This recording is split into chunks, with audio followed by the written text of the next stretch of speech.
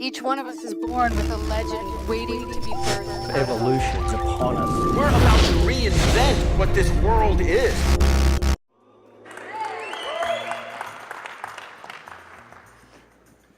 How's everybody doing today? All right, just for clarity's sake, my name is Tom, but we were only one letter off there. And I think everybody knows Steve. Excellent. Well, thank you guys so much for joining us. We'd love to make this your Q&A as much as humanly possible, so I'll fill in all the gaps, I'll get us started.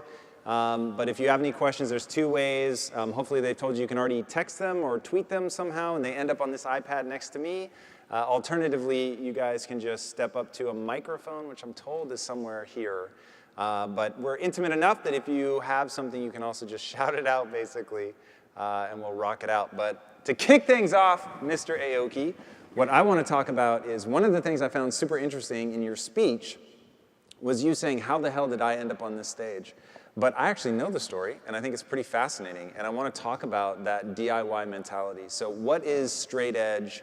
What's DIY, and how did it influence you? So, well, yeah, what I was talking about was very, very brief in that speech.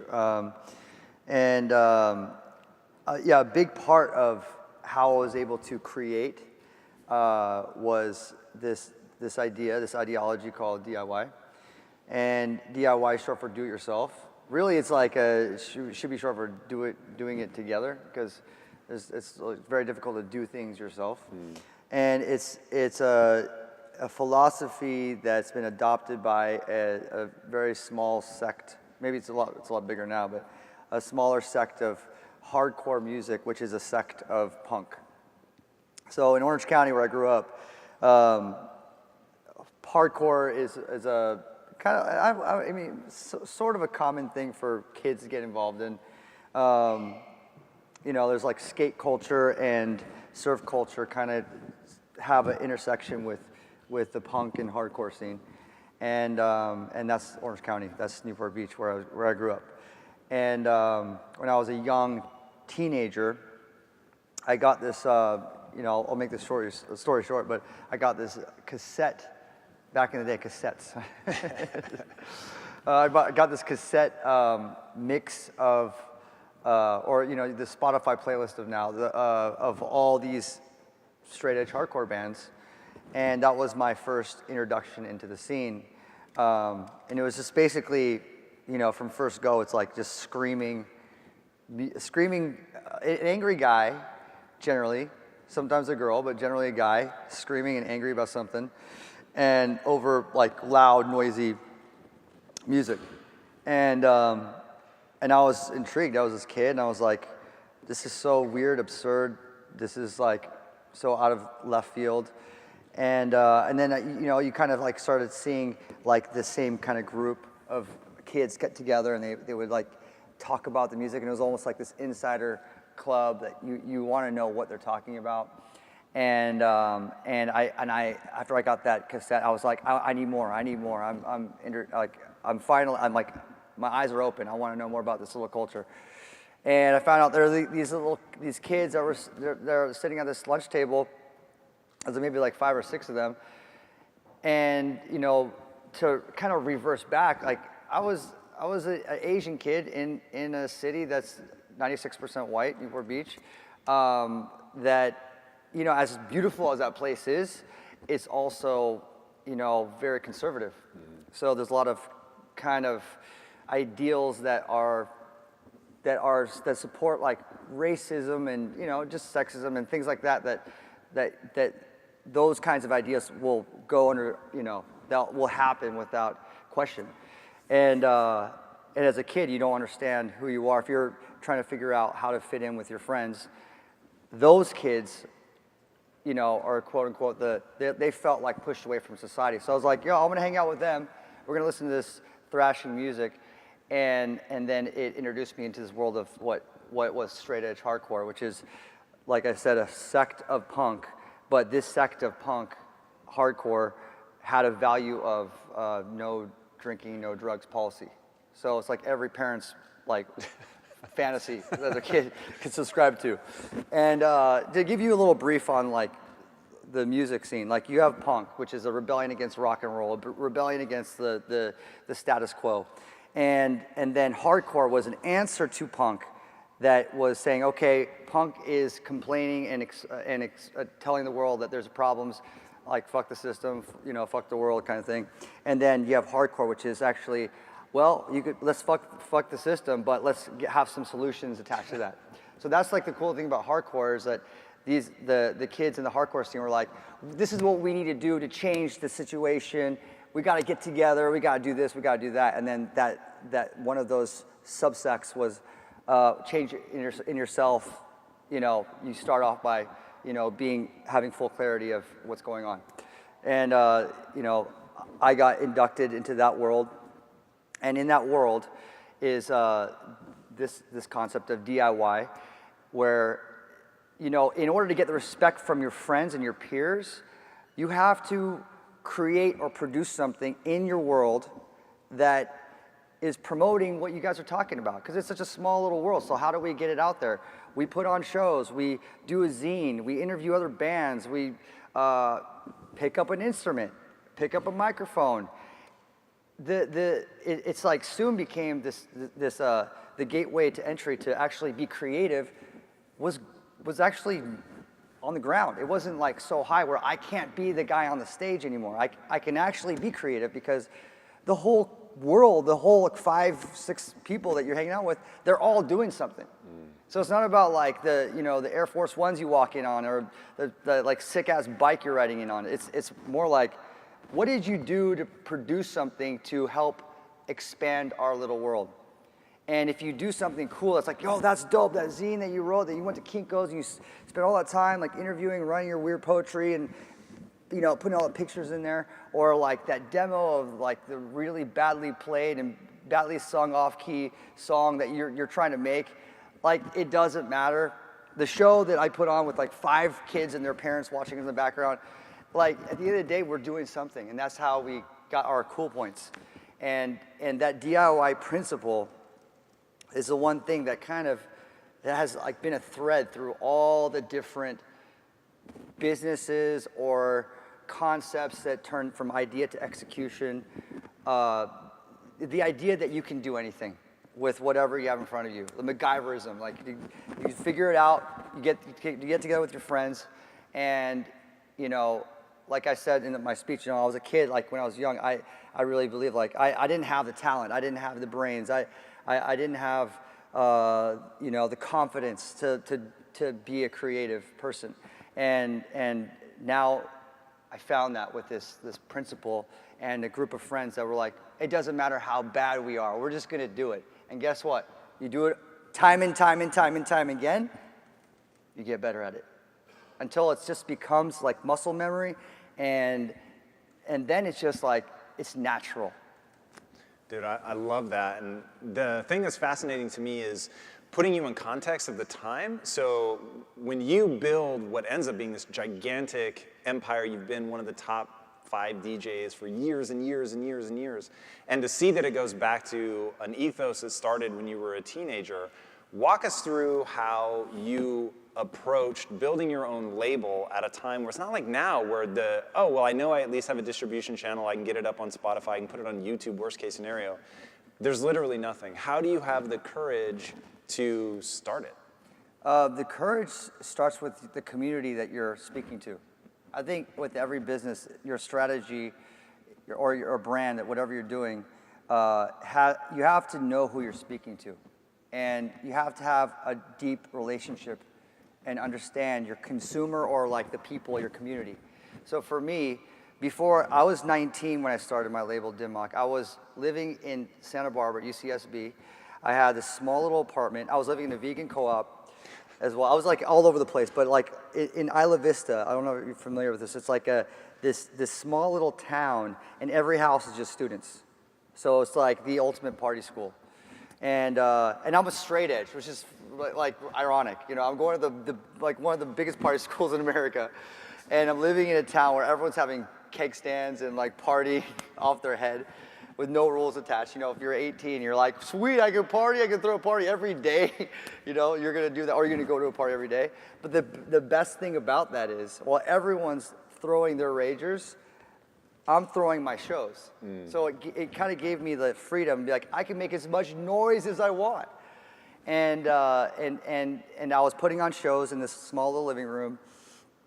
And we became, like, out of consistency, we were doing shows, like, started off with 5, 10, 15, then started 20 shows a month while I'm still going to school. Jesus. And it became the place where everyone wanted to play. Like, bands would come through, they would want to play there. And so I was putting on shows. I started writing for a zine, because it was like another outlet for me to like participate in the community and express myself. And I was in a band. I was in actually a few bands. So we're all intrinsically like connected, this small community.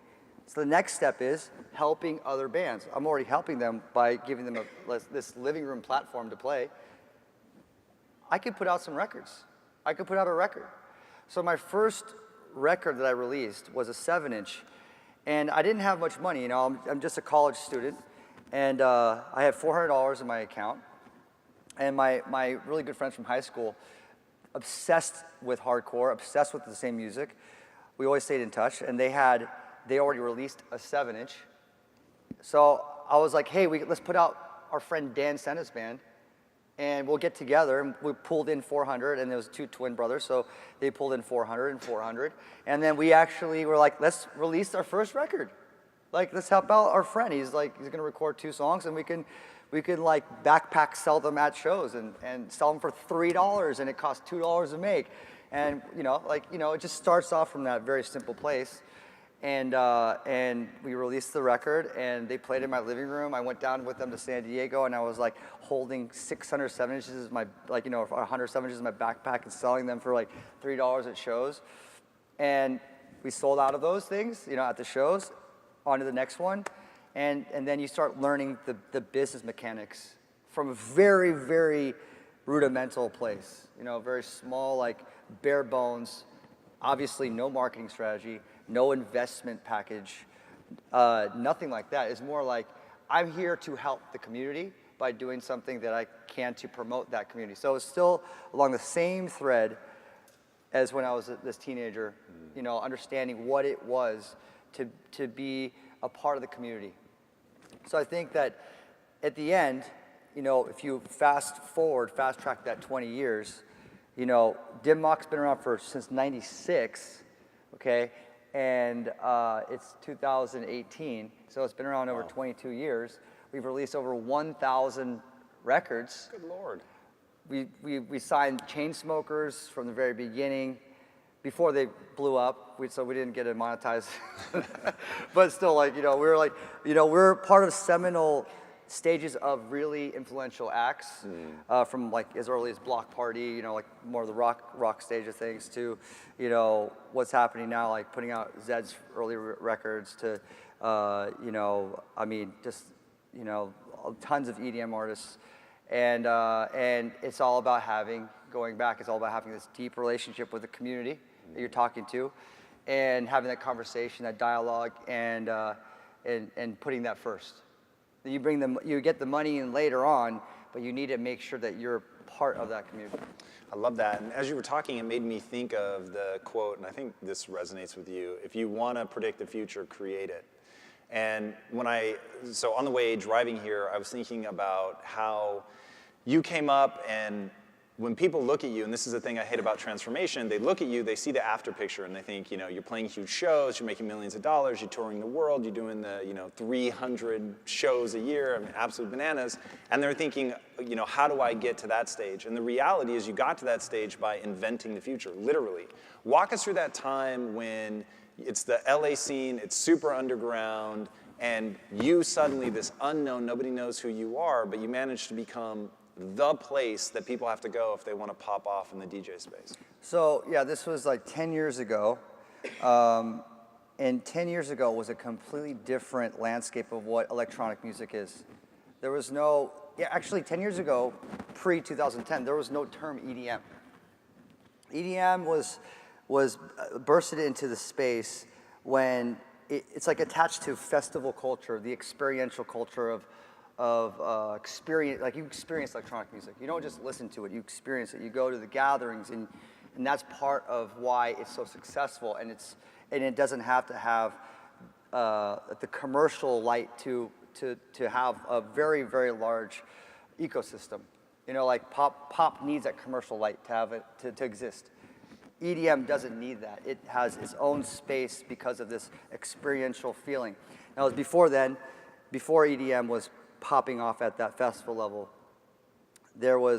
it's all about the small underground spots where artists just break out. And LA is the hub of music around the world. Every artist will come here to write, to break. It's just been historically that way. And luckily I moved to LA since I graduated from college. And when I first moved here, I wasn't a DJ. I was a rock guy. I was like hardcore, and then I eventually merged into rock. And I was signing some really seminal acts at the time that were blowing up, like The Kills and Block Party, and we're on the tip of like things that were about to explode that were very cool. And I'm like, we got to throw a party. We got to throw something consistent, like we did at the Pickle Patch in my apartment, where bands would come and perform. But this time, I can't afford to pay, these big bands when they're playing at like, Henry Fonda or wherever they're playing. So we're gonna have them come and DJ at this small bar that holds 40 people. So it's got the same vibe, it's manageable.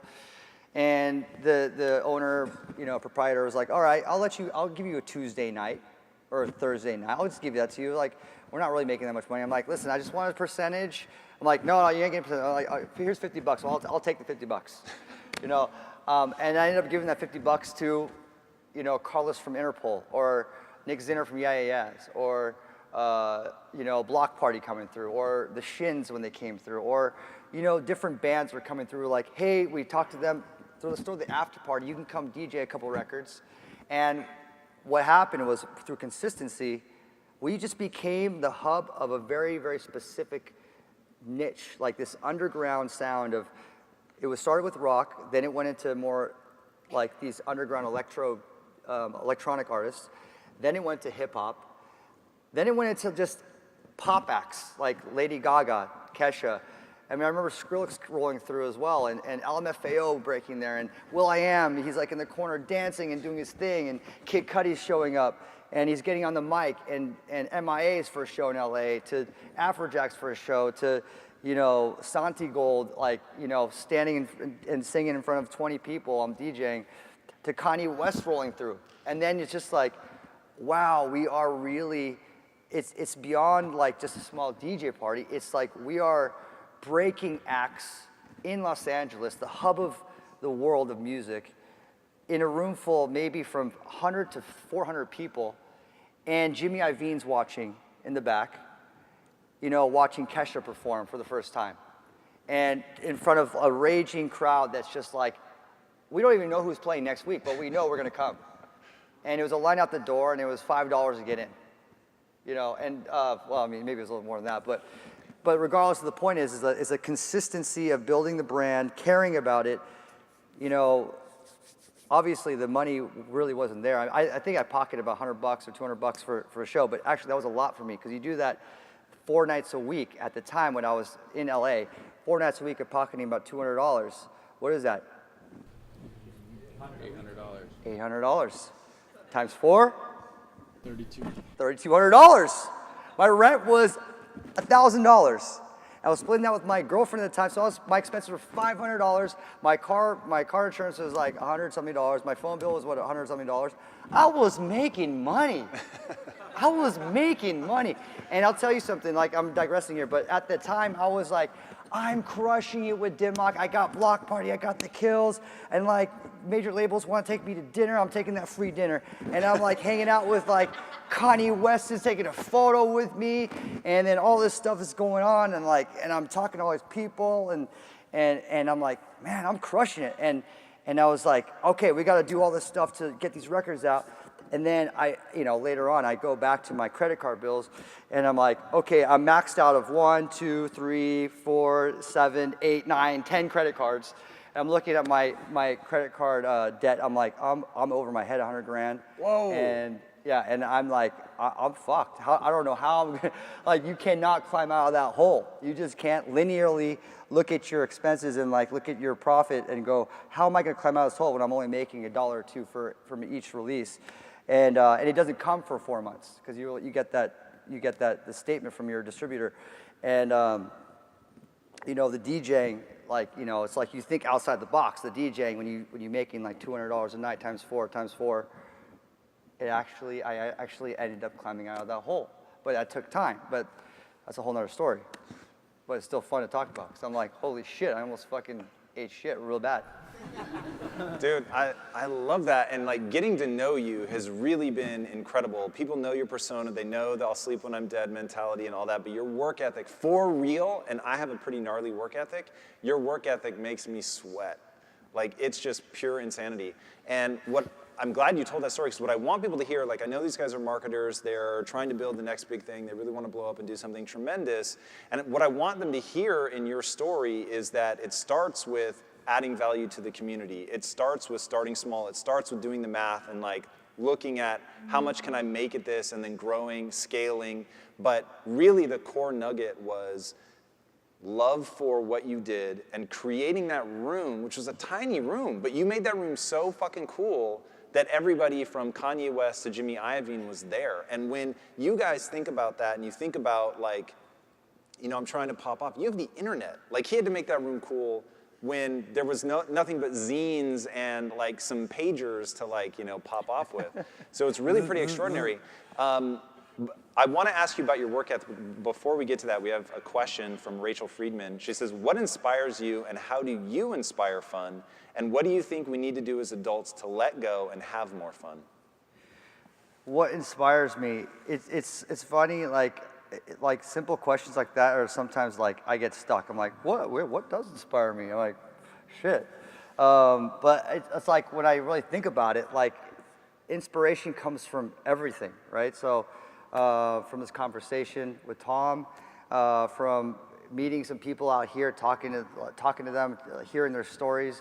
I just left the room. I was just out in the outdoor space of this place. And I saw, I walked into this Burning Man room of like mirrors, and I was looking inside, and I was getting all tripped out, looking at myself in different perspectives, and all of a sudden, like I started thinking about other shit, like, and I started getting really deep with how I was thinking about how I was looking at myself, and then I left going, wow, that was like I was on drugs or something, and like that inspired me.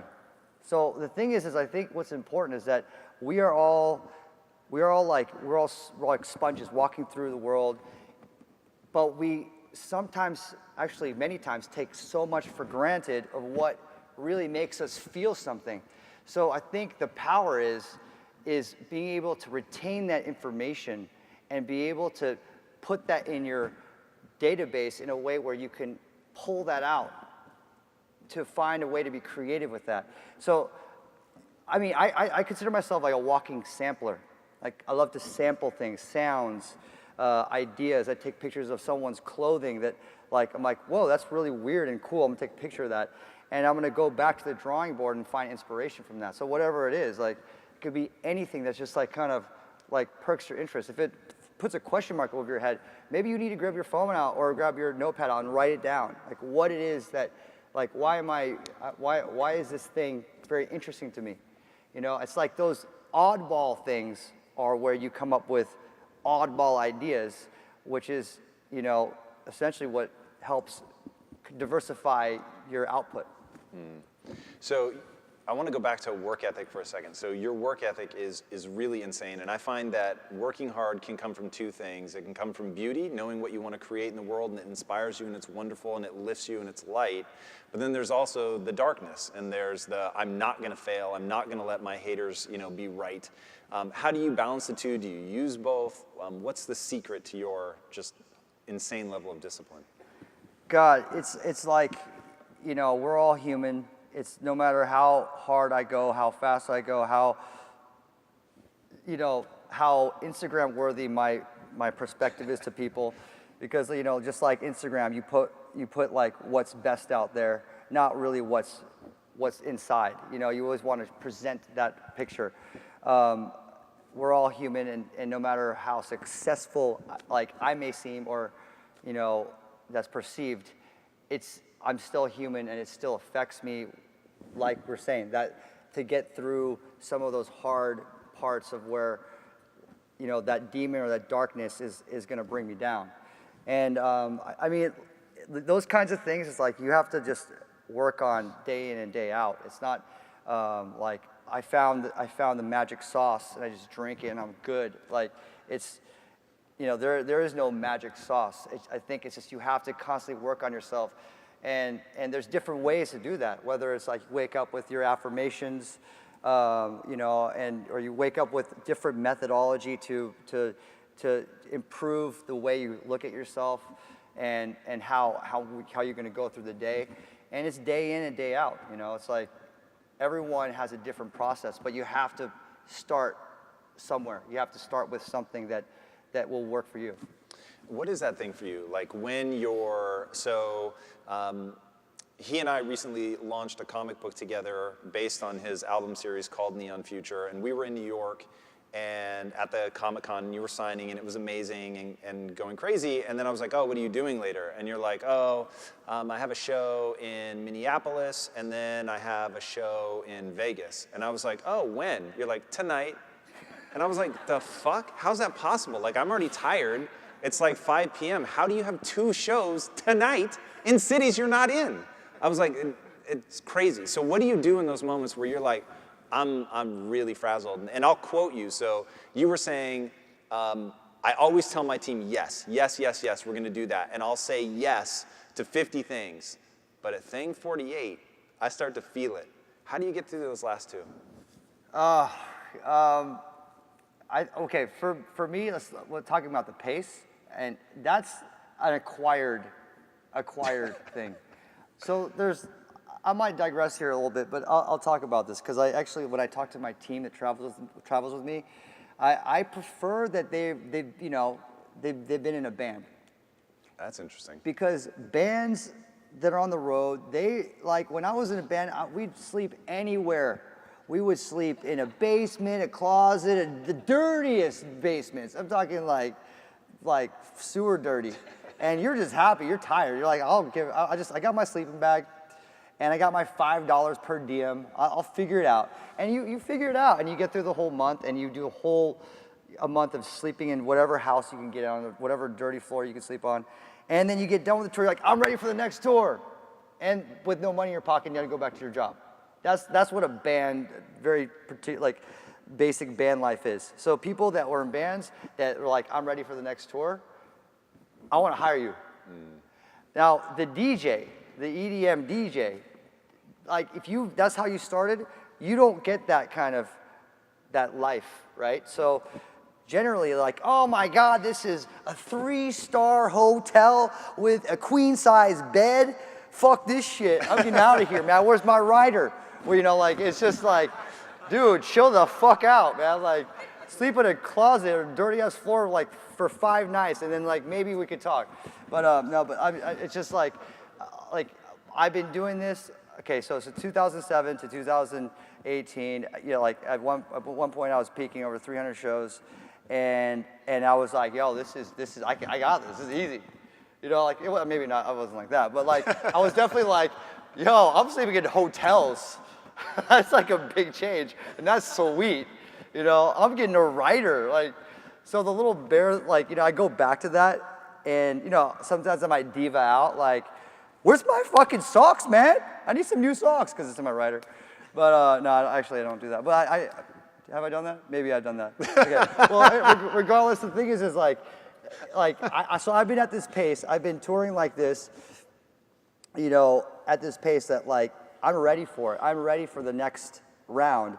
And I think a lot of that, now I'm getting to this, is that it's discipline. It's discipline that's backed with what you love to do. So just like anything, if you really love something, it's not always going to be fun. That's the thing. Life isn't always fun. Just because you love it doesn't mean it's fun. There's going to be tiring times. There's going to be exhausting moments.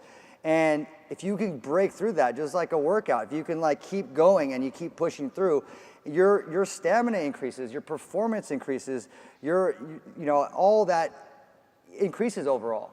So I've been pushing myself to a certain point, and I've definitely hit this breaking point. Whoa, whoa, whoa, whoa! This is a little bit too much, and I've scaled it back, and I've scaled it back, and I've scaled it back, and I've definitely, I feel like I'm at a pretty good place. I'm doing, a little bit over 200 shows, and I have a house, awesome house that I built, that I spent time in, and I made it my dream house. So like, where I want to be, I want it to be. I don't want it just to be like this luxury home. I want it to be Aoki's playhouse. So like for me, it's like when I'm home, I'm gonna envision my dream house. I'm gonna spend what I'm gonna spend. Instead of buying the Bugatti that like to show off how rich I am, I'm gonna buy a fucking pool 16 feet deep right next to my house that I could do front flips into. Actually, not front flips, back flips into. Off the roof. Yes, yeah. But I already had a pool and I filled it up and I built another pool and that cost me a lot of money. I could have bought a nice car. Then fuck the car. I want a fucking pool right next to my house. And I'm gonna jump into that shit whenever I want. And I'm gonna build a foam pit in my house. Is that gonna be expensive? I don't care. This is how, like, I made my money. I'm gonna build my dream house. And it's like, so you have your pace and then you go back to your, what you consider is like your safe haven and you make it your own, to your limitations. Instead of like, hey, I don't have the money to build a foam pit, so I'm just gonna have like those little ball pits that you could buy from Toys R Us. This doesn't exist anymore, and then I'll have that I can just jump into, and that's fine. That's like, it's your own limitations. So it's pretty amazing what you've been able to build with the just level of success and Aoki's Playhouse and all that. And one of the coolest things in your house is definitely your music studio. And to see you continue to innovate and be so successful at the music, so not just the theatrics of being on stage and being a performer, but the actual music and having, it seems like with each passing day, you're having bigger and bigger hits. So for these guys who want to create something new, they want to be the best in their field, and when WORLDZ explained to me the award that they were giving to you, they said, it's an award you give to somebody who's head and shoulders above everybody else in their industry. And I thought that's really interesting because they're, even at like a crazy level of success, there are still outliers who are magnitudes higher. So creatively, how do you get in that zone? Like, how do you get to a place where you really innovate and create something that we haven't heard before? So when I first started producing, so I left bands and then I started DJing, and then I was like, okay, I can actually remix some of these bands. I've made music before, and I started remixing, and that's how I kind of started. I remixed for a couple of years, and then I made my first single in 2008, and from 2005 to about 2012, I'd produce with friends here and there, but I was figuring all this stuff on my own, and I had this idea that I have to do everything, I have to learn everything, and it's limiting. It's limiting to how far you can grow. And what I learned from this crux from after I dropped my first album, Wonderland, 2012, was this idea to let go of that and go, I know what I'm good at, and I know what other people may be good at, and really embrace this idea of collaboration. And this idea of collaboration has evolved from 2012 to 2018. So those 6 years, I've been practicing this idea of collaboration on all accounts. And it's allowed me to grow so much as a songwriter, as a producer, as a musician, as a human being. I mean, on all accounts, it's like my new embrace in life. Collaborating with you, Tom, on Neon Future, there's no way we could have done this comic without both of us together. With all the songs that I've made, there's no way I could have done it without the people that I made it with.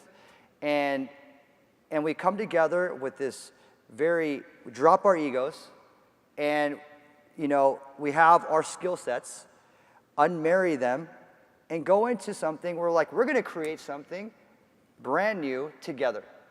So the more I embraced this idea, the more I was able to get more output, and I was able to just become a better musician, a better way to create and recreate whatever art I was making.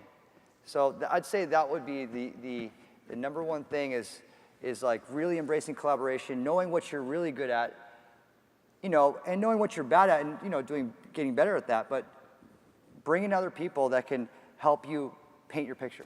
I love that, and I think that collaboration is just immeasurable in terms of being a powerful tool to create whatever you guys are trying to create. And one thing I'd love for you to share with them is, what is the process of getting a collaborator? So I'm sure a lot of these guys are here, they've got a dream, they have a vision, and they need that somebody, right? The thing that they're good at, there's a gap between where they are and what they want to create. How do they find that collaborator? How do they approach them? And then how do they make that marriage work? So every collaboration has a different story, but most of them, I think, you know, I'm trying to find like, you know, like where someone would say you're a music producer and you want to collaborate with someone. It really starts with friendship. For me, like, I was very lucky when I was throwing these parties, right? I was able to build this community around breaking young, talented artists. And one of the guys that was always there was Will.i.am. He was always at the parties, and he would go to the parties and get ideas and go back in the studio and make these Black Eyed Peas hits. Because back then, he was crushing it, right? And he was like live, and he wasn't in the back just chilling. He was dancing, having fun. He was part of the culture. He loved the culture. And I was like, hey, Will, I'm producing now. I have this beat. I want to play for you. I would love for you to sing on my very first single. Played it for him. He vibed, and he recorded on his BlackBerry right there in the studio. And it's because of our friendship, because there's a vetting there. Like, he's like, I trust you, and I want to listen to what you got. So the friendship there was a great bridge to create the start of a collaboration. The trust is there, right? So a lot of the collaborations I've done, you know, it's like, you know, it's based on friendship, but sometimes not. Now I'm you know, I don't want to say infallibly, but I don't want to say I'm in a place where I can collaborate with anyone, but I'll say it for you. No, but I'm not. But like, I'm in a place where I can reach out to someone that I think might not want to work with me, like Bill Nye, and do a song with Bill Nye. As you do. You know, I've been reaching out on the internet, putting it out there that I want to do collaboration with Elon Musk. I just want him in my studio and like make some music together somehow. I don't even care if he's musically trained. I just want him in the studio and like, just like vibe with me, and then we can make a song together. So, you know, I really want that to happen. That'll be amazing.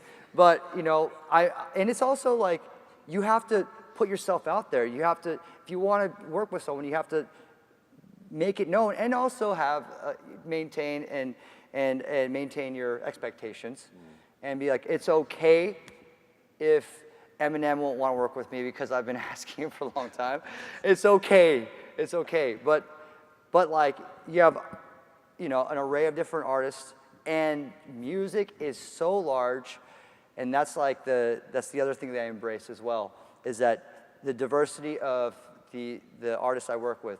I never stick with one world. I actually prefer to go and stretch out over here, and you know, work with like BTS, you know, and do something incredible together, or Daddy Yankee, or Nicky Jam, and do something in their world, in the Latin world, or like Linkin Park, do something with them, or Fall Out Boy, or, you know, someone in my world like Afrojack, or, you know, and then it's just like, it just makes everything more fun, more exciting, challenging, and then it diversifies what you do, which eventually allows you, with that momentum, to be able to do more interesting collaborations. There's something about your attitude, and I'm sure that people pick up on it, and I'm guessing even your fans is part of what they like. I will guarantee it's part of why you're as successful as you are. You're upbeat. To be around you, there's a sense of optimism and hope that's just really fun to be around. And if you guys haven't seen it, he did a documentary called I'll Sleep When I'm Dead. It's on Netflix. Check it out. It's really amazing. And I think one of the most beautiful moments that really hit me, man, was when your dad was dying and your family said, but no matter what, Steve is optimistic. And he brings this upbeat energy to the scene. Like, how do you do that? How do you stay so positive? I think it's like, even when I'm down, you know, like you project, like whatever you say, you could, you know, it's not like the secret kind of thing. You say it and it'll happen. I don't necessarily like, you know, I adhere to some of that, but like, I think if you say something, you're more likely to become that, right? You know, I just learned this from Jim Quick, but like, you know, like you're limited to what you say, you know, because I'm horrible with names, you know, so I'm like, Jim, I'm really bad with names, like remembering names. Like, he's like, you shouldn't even say that you're bad with names, you know, like, it's just a limitation you put on yourself, right? So I think that like when you're down, the worst thing to say is like, you know, I'll never get out of this hole, like, I'm just stuck here. I think you need to say it first, like, I'm gonna get out of this hole. I'm gonna figure it out. I don't know the answers quite yet, but I will get out of this hole because I will. You know, I think those kinds of affirmations are very important, very simple, because everything really starts up here. You know, and even if you're like really heavy down in the dumps, you just gotta say it. You know, you just gotta say it to yourself and really like rewire that way of thinking. I think that's super powerful. So we have a question from Anonymous. How do you break through the fear of failure? Yeah, that's a tough one. Is well, like it's hard because I was thinking about like, okay, everyone's failed. So even before you go into something where you're like, well, and I think this is a very good producer question because a lot of producers I've worked with and I know they have this fear of failure and they just like, I can't finish a project. And then time goes by, and they're like, the project is like kind of time dated and old. And they like kind of fell off with that. The morale goes down. And then like all of a sudden, they're like, I don't want to produce. Or I don't want to be creative. Or I don't want to finish this project because of that fear of failure. I think one of the most important things is you can't let other people judge the way that you decide what you want to do. So just like an Instagram, don't get excited on the likes on your photo. Just post it up. Or with a project, don't get so excited about what other people think about it, as long as you love it. You don't, like for me, I wrote so many songs, and I remember like, oh, this is a fucking hit, this is a fucking hit. And it's not a hit. That's like happened so many times. It's just like playing baseball, you know, like it's like you have to deal with that failure of like never, like, you know, hitting the ball 3 out of 10 times, and you're actually really good if you do that. So it's like, for me, every song is a hit, regardless of how well it does, because I love this song. I'm attached to this song. I don't care if no one else likes the song. And I actually go back to like, you know, the beginning when I used to play and I was singing, and then the only people in the crowd are my friends that I told them the lyrics to so they would sing with me. I'm like, all for one. I told you lyrics. One for all. And then I was like, yeah. That was fucking the hit. But no, only 3 people heard it, and I like insisted that they were singing along with me. So for me, it's like I go back to that, going, it's not about like how many people can I touch with this song. It's just like I need to believe in this song myself. I need to believe in this project myself. I need to believe in this thing I'm doing myself. And if one person likes it, that's phenomenal.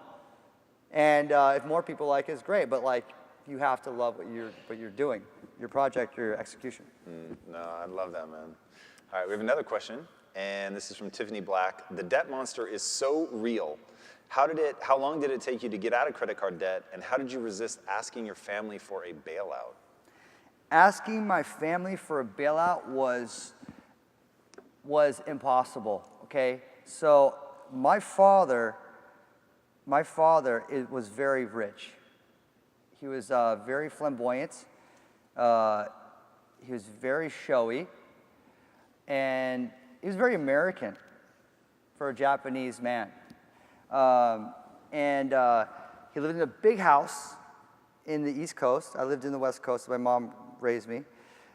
I'm not going to go too into this, but I grew up knowing that my dad was never going to financially support me. He kind of like drilled that into all his kids' heads. So it was almost like leading up to the credit card debt, I was like, oh shit, my dad was right. My dad was right. Like, he knew I was gonna fail. He was like, what are you doing with this music thing? Like, I know it's fun, but it's just a distraction. Like, you need to get a job. You need to fucking figure shit out. Like, but I'm in my 20s. I'm like, I'm gonna fuck off, Dad. I'm gonna do my thing, Dad. I love this shit. I'm gonna fucking figure this shit out. And I'm like, oh fuck, I'm $100,000 in debt. Dad was right, shit. And he's successful, and he's like this rich guy, and I totally fucking failed. And I'm like, there's no way I'm gonna go, Dad, can you bail me out? Fuck no. He'd be like, you're on your own. I told you this from day one. Like, there's no fucking way I'm gonna help you out. He didn't say fucking, but, and so like, there's no way I'm gonna ask him for that. And he's like, if you know, like a Japanese businessman, they're hard, like from like old school Japan style. And he was from the ground up. I mean, he had an incredible story, like moving to New York, was an ice cream man for a couple years, lived in Harlem, and you know, got enough money to like get a loan to open up his first Benihana. He has an incredible story of rags to riches kind of thing, that there's no way he's gonna be like, I told my son, I said it was a distraction. There's no way I'm gonna like give him a lifeline. He's gotta figure this thing out himself, or else he'll never figure it out. So I get that. I get that, you know? And I had no choice. I had to figure it out. And it was like, you know, around the same time when the $200, we were talking about the $200 was happening, and guess what? It went up to 400, 800, 1,000. And I'm like, holy shit, I'm making $1,000. I'm playing a couple nights a week. Like, I will get out of this now. But my label wasn't the one that saved me. It was some other, if I use a label and be like, well, if I focus and put my blinders on and focus on this, I would never get out. And I would have to close up the label and be like, I'm in debt, and I'm like, fucked. But you have to think outside of that and think about other possibilities. What else can you do to deal with the situation? Think about the scope of the things around you, you know, and there's so much more than just this. So that, you know, the DJ saved my life. I dig that. All right, we have another question. Yeah, give it up for that. How do you select your collaborations, and why did you choose to collaborate with BTS? How many BTS fans in here? Yeah, buddy. Oh, just me? Wow. K-pop. Well, if you don't know about BTS, you better start Googling them right now, because they are a phenomena that music has never seen, that music itself worldwide has never experienced. You know, it's one thing to talk about boy bands like One Direction, Backstreet Boys, and the phenomena of who they are and the culture they leave. BTS is like beyond music. The same way that like hip hop became culture in America and transcended around the world, BTS is culture. It's brought K-pop outside of a music genre to be just part of life. So BTS is life. But that escalated quickly, Steve. Yeah. it's like the algebra formula is like X equals Y over, you know. Right, the transitive property. Yeah.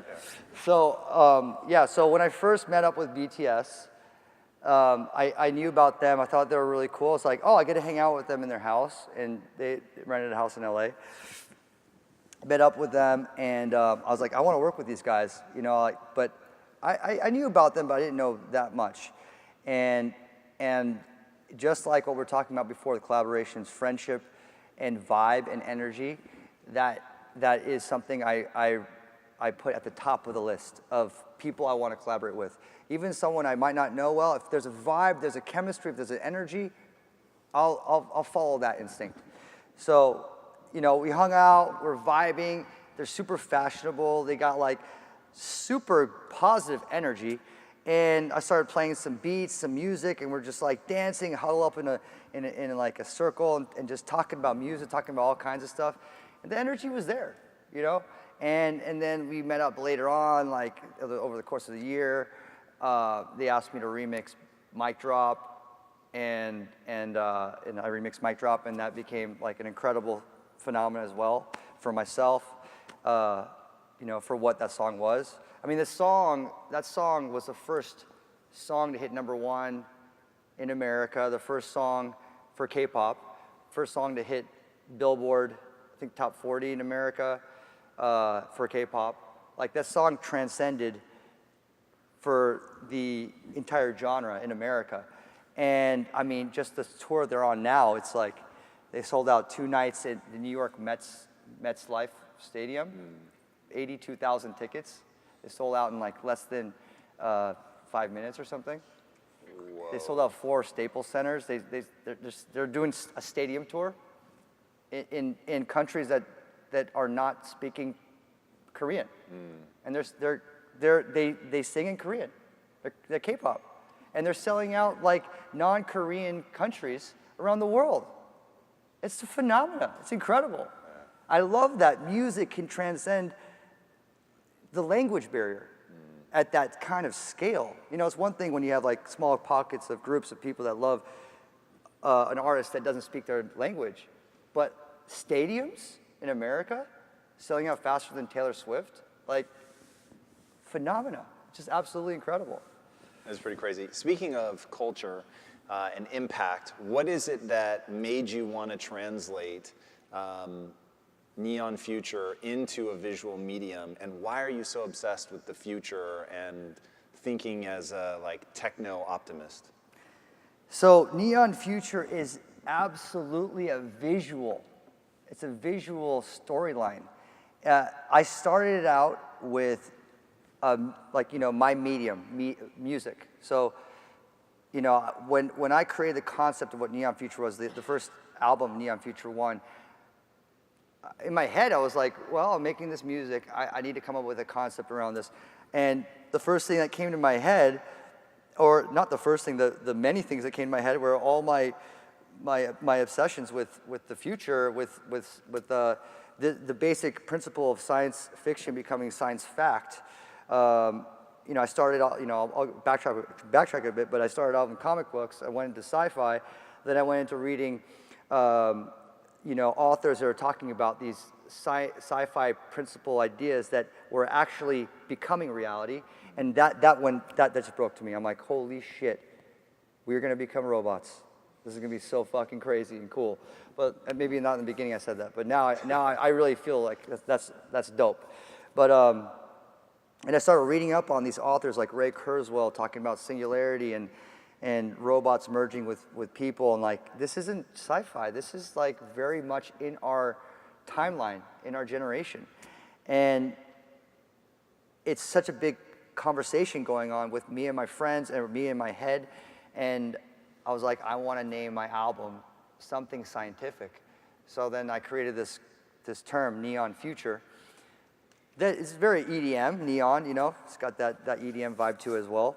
And part of the concept is to integrate scientists in the album as well. So I had Ray Kurzweil on Neon Future 1. I had J.J. Abrams, who's like the ambassador of sci-fi of our generation, in Neon Future 2. And Neon Future 3 dropping in November 9th. Make sure you pencil that in. November 9th. We can pre-order that now, I think. Bill Nye's going to be on the album. And you know, and the whole time, we have a musical conversation of what this Neon Future is, but without the visual storyline and narrative of what it, you know, how fun it could be to turn that into a narrative. So, met up with Tom, and Tom and I immediately synced our energies together around, like, you know, the you know, just future optimism and like looking to the future with an optimistic portrayal of using technology to enhance our possibilities and keep growing as usurp our evolution to go into the scientific evolution of where we can go, where we can merge with our technology, live forever, ideas like that. And And then we're like, we need to really create this storyline. Let's make a comic book. What a way to start. So, and you know, like also on another note, a bunch of ideas happen with a bunch of different people. Like, oh, this would be so cool to do this. With Tom, since he believed in it, I believed in it, it's not just an idea that's just floating. It's like, we will do whatever it takes by any means necessary to make it happen. And it's a lot of hard work making a comic.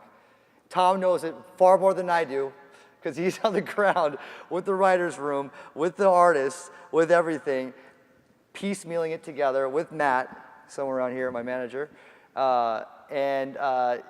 You know, and it took us time to get there, and I'm so grateful to Tom to be able to make this dream into a comic book.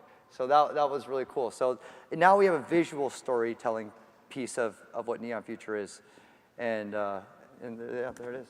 And tell me this, do you really plan to be cryogenically frozen when you die? Yeah, I'm signed up, so when I die, not before I die, but when I die, you know, because it's like, people are like, yo, you're gonna be still alive and they're just gonna deep freeze you? I'm like, no, that's like illegal. That's like killing someone. So, no, like when I'm dead, you know, like most people have the options of cremation or getting buried, right? Or like you know, if you die in a plane or something or whatever. But if I die, I'll have a gravesite. Okay, so I'll cut my hair and put it in there. I'm not gonna cut my finger off because I might need that later on. But I'm gonna put my body in this cryonic tank and deep freeze it. So it's just there, but like the degeneration in my body stops. So hopefully I die in like a hospital or something, so then they can just like, and then like freeze my body and like the degeneration stops. Now here's a conversation here. So people think that's fucking psycho, you're a psycho. But it's like this, you die, okay? We all can agree like people die, right? And then like you can resuscitate someone and they come back to life, right? So like someone like loses consciousness or like stops breathing and they're dead. Technically they're dead for like however long and they come back to life maybe in like 30 seconds to like 5 minutes. That's realistic. We all know that exists. So if the degeneration of my body stops at, let's just say 5 minutes, right? It's like frozen. My brain, body is frozen at that degenerated rate. And the technology, this is insurance policy as well, because we might actually get to the point of technology in our lifetime where we can really imagine death as a disease that we finally cured. But so they're able to find the technology. They bring me back, and then all of a sudden I wake up. It's like as if I was resuscitated at 5 minutes. But I wake up when it's 20:55 or 20:85, but 20:85 or whatever it might be. So I just died and got resuscitated essentially. I love that, and the reason that I ask about that is, to me, it's part of what has made you so successful is optimism. And if you guys take anything away from Steve's story, I really hope it's that. I hope it's, you've got this 19-year-old kid who just believes that he can do it, right? So it starts, he's depressed, he's unsure how to get himself out of bed. He puts on the song by Gorilla Biscuits, he sings, he gets himself amped up, he gets part of the hardcore movement, DIY, realizes he can do it himself, and begins to build this empire. And what we see, of course, is the after picture of somebody who has built the empire. But what made me want to collaborate with him was when I heard that he wanted to be cryogenically frozen when he died, I said, that's somebody who's delusionally optimistic.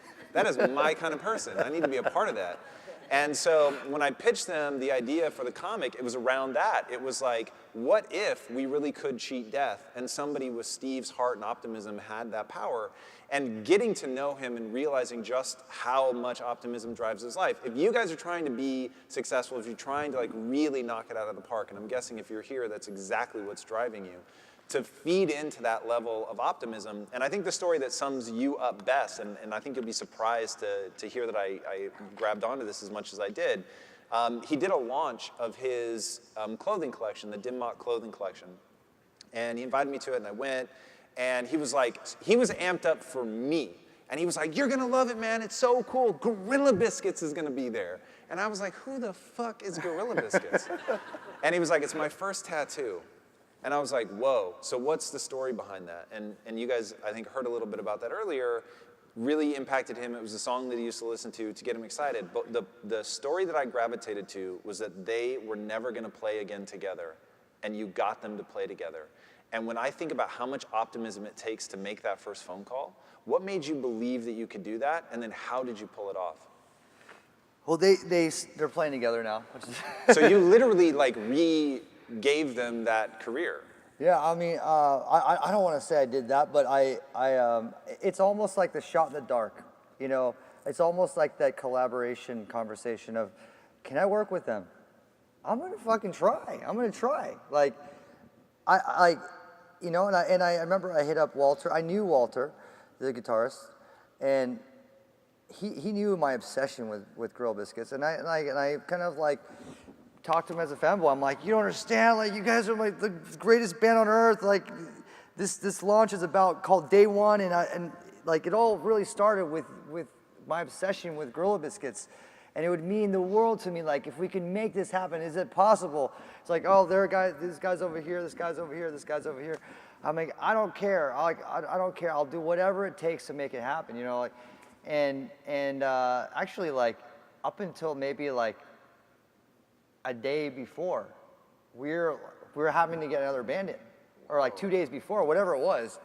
We already made the T-shirts and everything, and they're like, we don't know, but I'm like, I'm gonna make the T-shirts anyways. And then they finally were like, you know, we gotta do this for Steve. So once again, I don't really know why they did that. Like, I'm not sure like what it was. I definitely pleaded my story and my case to them. And yeah, I was completely blown away that they agreed to do it. And they're like, you know, we just need some of our fans there and we'll be cool. Instead of some editors from magazines watching a straight edge hardcore band like singing on, you know, thrash guitars and sing on the floor of a record store a clothing shop next to Supreme. You know, I was like, okay, we got to get the straight edge hardcore kids in there, and they're not kids anymore. They're like all 40 plus, just moshing and singing along. It was actually very, very cool. It was cool. The only mosh pit I've ever been in my life. All right, we've got time for a couple more quick questions and we're gonna have to wrap. This comes from Jacqueline Nuremberg. Do you better resonate with the idea of DIY or do it as a community? Is there a certain ratio of both you think equate to success? Absolutely, DIY is, like I said, I don't know if I said that earlier, but DIY is definitely more DIT, do it together, do it as a community, and that's 100%. More applicable to everyone in this room, to all of us, really. I mean, you could do things yourself. That's like an arts and crafts thing, you know, like you do things yourself, figure it out.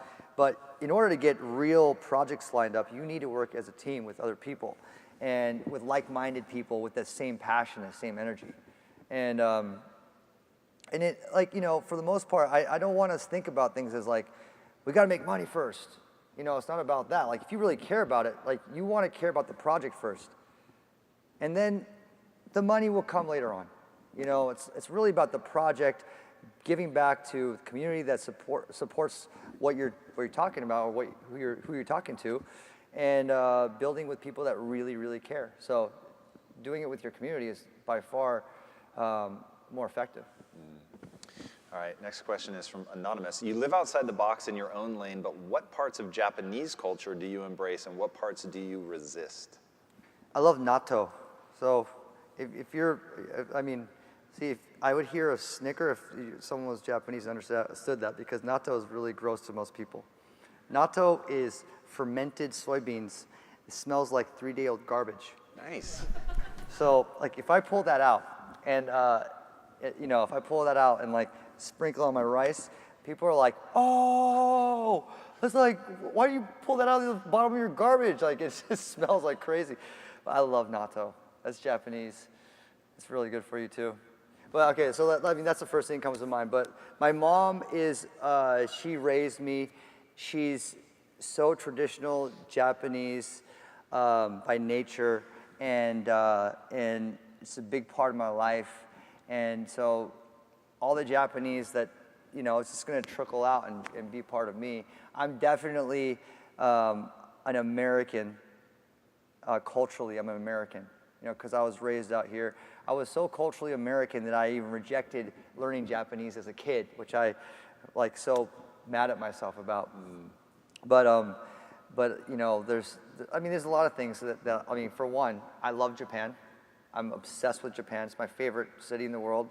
Maybe because I feel guilty for not being more Japanese, but also because of the food, you know, the technology out there, the fashion, the people. I just love being out there, and it really gives me that inspiration too. Going back to the inspiration question, I really get inspired out there in Japan. So I have a lot of Japanese traits like that, and like I am Japanese, so it's gonna bleed into the creative output that I do with whatever I'm doing. Makes sense. All right, last question, and then we're gonna wrap. These guys want to build something, want to do something extraordinary with their life. What is the most important thing they need to know to be successful at the highest level in their chosen field? Okay, so what is success? Okay, so I think that's the question that we all need to ask ourselves. What is success to who we are? Because most people think of success as like rich, like I want to be financially successful, I want to be rich. If I'm this rich, then I've made it. Or if I'm like the top of my class in my, or not class, but like in my job, I'm like been promoted and I beat everybody, I'm more successful than everybody else. If you think about success in those regards, you're gonna find a hole in yourself, because the success really is how you feel about yourself and how you feel about who you are as a person and how you, what kind of output you put out to the world. It doesn't matter if you make $10,000 a year or $100,000 a year, as long as you have that level of success in yourself that you're doing the best that you can as a human being, that you're educating and you're like opening your mind to whatever it is that can make you a better human being. And at the end of the night, when you go to bed and you're like, you know what, I did good today, whatever it might be, I'm successful. I feel success in myself. So you have to just go day by day, and it's not about like how much money you make or like how cool you are or how like well you did your job. I think it's like how much good output you put out for yourself in your own level, in your own mind, and you got to go there first, because you could be the richest person in the world and be completely shallow and empty and feel that you have no success. I love it. All right, everybody, your 2018 Titan WORLDZ Award winner, Steve Aoki. Thank you, brother. Thank you, guys.